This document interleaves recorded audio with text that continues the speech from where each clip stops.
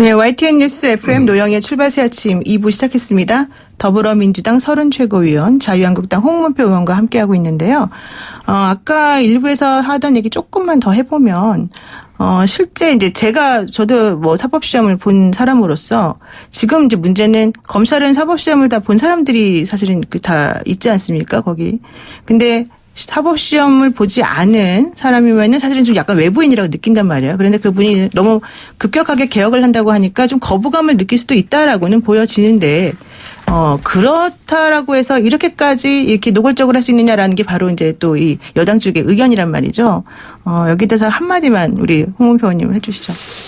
저는 뭐 되풀이해서 말씀을 드립니다마는 우리가 전문화 또 어떤 그 체계화 조직화라는 문화가 어떻게 보면 또 획일적일 수가 있는데 이 검찰 부분에 대해서 인사와 이 조직 그리고 예산 문제는 다뤄보지 않은 사람은 이 부분을 못 다루는 겁니다.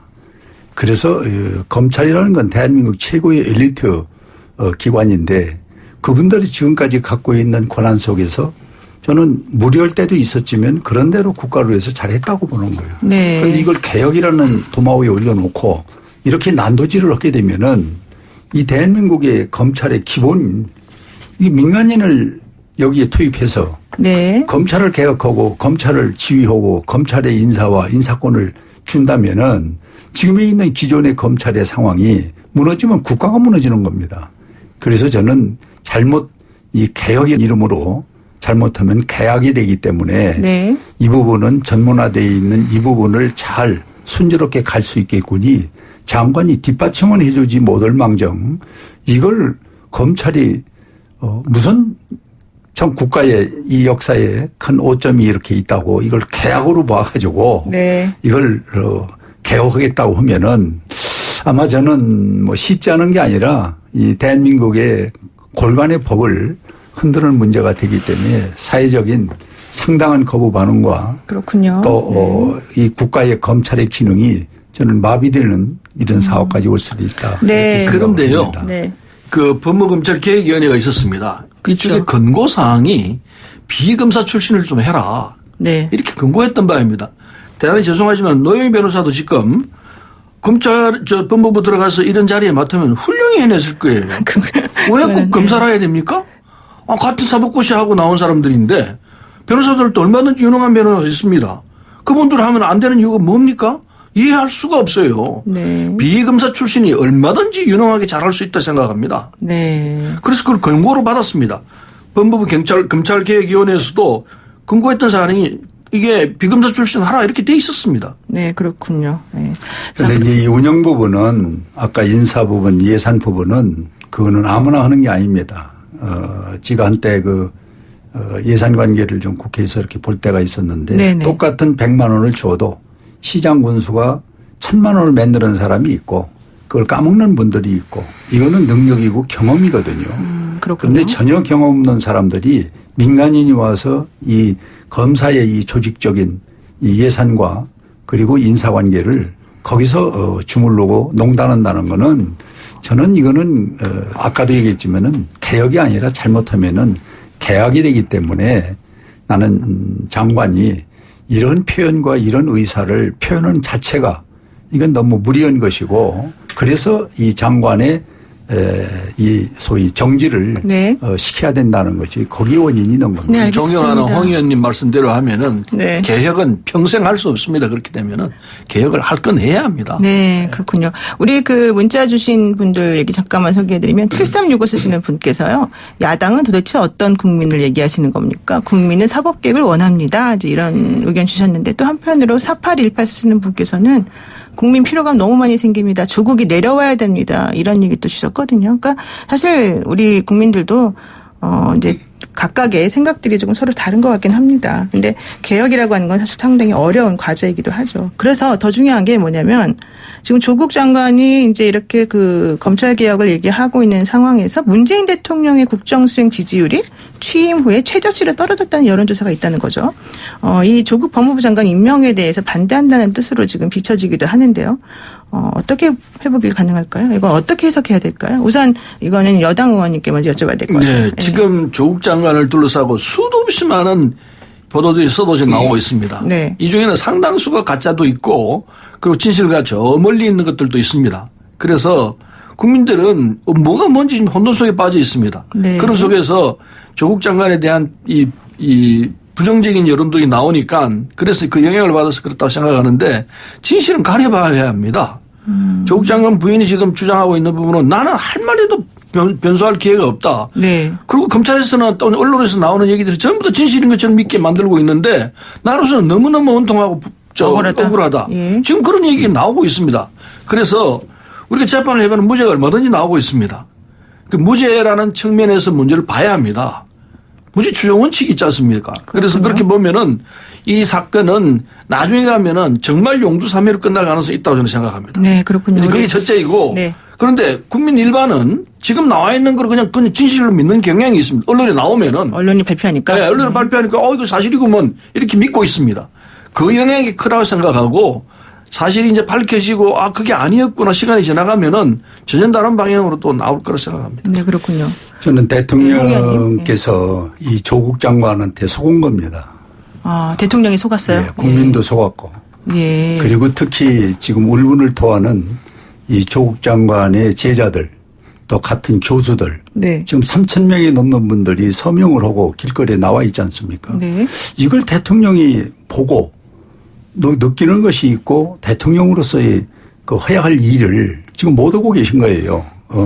이걸 감싸면은 안 됩니다. 이걸 빨리 조국을 버리고 네. 새로운 카드를 놓고 국민 정서를 다스릴 수 있는 네. 그런 대통령의 자세가 돼야 되는데 계속 대통령은 이 부분을 감싸고 있고 또 여당의 실세들도 모든 분들이 지금 조국을 싸고 있으니까 네. 결국 대통령한테 인기가 소위 떨어지는 상황이 온다고 저는 보는 겁니다. 네, 그래서 그렇군요.